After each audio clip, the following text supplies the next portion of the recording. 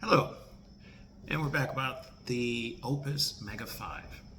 So, quick disclaimer, I'm neither a CPA, an electrician, nor an engineer. Simply just a regular person. And I only say that because there may be some things we talk about here that actually, to do your due diligence, you'd want to seek one of those experts. So, starting off, Oupes Mega 5, as you saw in the video, tested perfect. It provided power to my home for 24 hours uninterrupted with no solar input, which is what I wanted to see, because realistically, that's about all I expect as a day with no solar input. Now, following that, I could continue to power my house if I really choose to do so, because with my solar array, it was bringing in, out of 1,000 watts, it was bringing in 800 watts for at least about a good 4 hours, which meant that I could run my house while it's charging, because it has that capability. And it would charge to probably about 75 to 80% of its full capacity, which would be more enough to carry me to the next day, which is great to have, so I don't have to worry about gas. The nice thing is, a lot of people do not know, is that there's a federal tax credit. So it was originally aimed at solar power systems that you have set up on your house that feed into the grid, and you do what's called net metering, and you would get a 30% rebate. Well, if you take a look at it, as of 2 years ago, well, actually, I'm sorry, as of a year ago, last year, 2023, apparently portable battery storage capability, if it exceeds 3 kilowatts, you can also file for a tax credit for that. And you would refer to your tax preparer about that.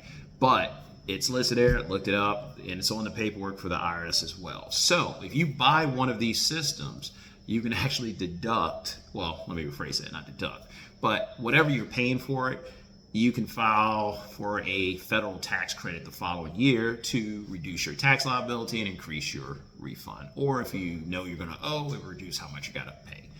Depends on your tax situation. As far as the ease of installation, this comes ready to work right out the box. All of them do, for the most part. You don't have to put anything together. Usually they come with all the plugs and everything. The one plug that you will not have included is if you have a transfer switch installed in your house. The cord to connect to your transfer switch is usually a 4-prong cord. The 30 RV plug is a 3-prong. So you would have to get a, which I have talked about on an earlier video, is you have to get what's called a TT-30P plug to a 4-prong. If you go to places like Home Depot, Lowe's, stuff like that, you may be able to order it online, but it may not be readily available actually in the store. So if you're going to shop online, you know, you want to save some money, you already know where to go. I'm not here to endorse any one website over another, but generally you're going to find items like that cheaper on Amazon. Like I did. It was about 17 bucks on Amazon, whereas Home Depot I think was like 30 to order online. And of course Amazon was faster. So that's just my little plug for them. And it's not paid endorsement, it's just, that's just how it worked out. Beyond that, everything else comes included. Now, as far as the transfer switch, okay, my other disclaimer about not being an electrician. I know my limits on what I'm capable or willing to try at my house. When it comes to electricity, I let the experts handle that. So, an electrician is the recommendation to get a transfer switch installed. It's not that expensive. The transfer switch, 6-channel transfer switch, was about $300.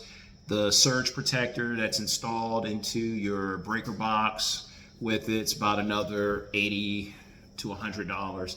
And then the labor itself, it was about $400. And this is not a shade tree mechanic, anything like this. It was a licensed electrician. I got numerous quotes, and I got numerous quotes. I will say that. But an honest electrician to install a transfer switch shouldn't really be more than a few $100s. So it's not too expensive to install one. So once installed, you select your circuits, what circuits you want to power that are 120, and that's it. Once you have that in, and you have your cord to connect, you simply connect into your transfer switch. When the power's out, turn on the generator and select it from line to generator, and you got power. That's it. As far as charging it on the solar side, this sums it up. It works great. It depends on how many solar panels you got, how large your array is, all this good stuff. But at the end of the day, it works. I have 4 regular solar panels that I bought used, not a folding, one of those fold out ones that cost like $500-600 for 200 watts. I paid about $50 for 250 watt panels for 4 of them. So I got 1,000 watts. I've wired in series, which another video we'll talk about that more in depth. But I wired it up, ran the wires. We had some good sunshine yesterday, and as you saw in the video, I ran it for 24 hours down to 4%. So with that being said, I plugged it in about 10:30 in the morning, found the right spot where it needed to get the most sun around my house, and let it go until the sun stopped charging. And it took it all the way up to 75%. And for about 4 of those hours, it was producing around 800 watts input out of a 1,000 watt array. So that's not bad. And considering it's just leaning up against the side of the house, I mean, hey, couldn't ask for more. So I left it plugged in, unplugged it last night, and plugged it back in late night, and woke up this morning and it was already getting about 100 watts input around 7 this morning, and by 9 o'clock it was up to 700, and by 10:30 it was fully charged. So interesting point, when it is charged, it'll start trickle charging. So the controller actually metered it to where it was only 300 watts input because it didn't need all that once it was at 100%. So I, of course, unplugged it and didn't turn it off because now it's fully charged. So overall, the Oupes Mega 5 has met my expectations. Actually, let me rephrase that. It has exceeded my expectations. I didn't expect to do 24 hours with a 5 kilowatt battery. I had planned my usage probably maybe getting 16 hours. So for it to make it to 24 hours without the expansion battery at just 5 kilowatts, I felt like this has exceeded the expectations that I had. And that's what I wanted. I wanted to see if I could make 24 hours because that's critical. That tells me that at any time the power goes out, I'm good for 24 hours, which means that it can be daylight and then I could plug in and it can charge while it's running my house. And that could, if the power's out for 3 or 4 days, and that means I can use this for 3 or 4 days combined with my solar. So it's a nice thought to have that as a safety net. The price is right. They're on sale. Just like everyone else, it's Black Friday. They have an eBay store. Again, I'm not doing any paid, and this isn't a paid endorsement. I'm an actual consumer. I was shopping them, so I was researching a lot of these. And this company has a good product for a good price, and it has the features and the capabilities of a lot of the bigger names and more expensive ones. So what's not to like about it, honestly? I mean, it's what it is. So it's heavy, but I mean, what do you expect? It's like if you get a gas generator, it's going to be heavy. The nice part about these, there's no maintenance. You don't have to check the oil. You don't have to do anything except it says every 3 months you want to turn it on and see where the battery is at. And if at worst case scenario, you don't want it to be below 60%. So charge it up between 60 and 80% when you store it. That's all. But other than that, that's it. There's no maintenance. So it's nice to know you have that option available there.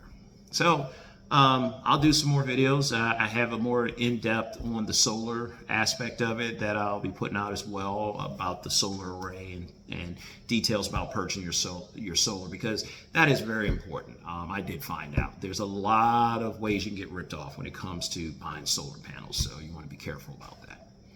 All right, thanks for joining.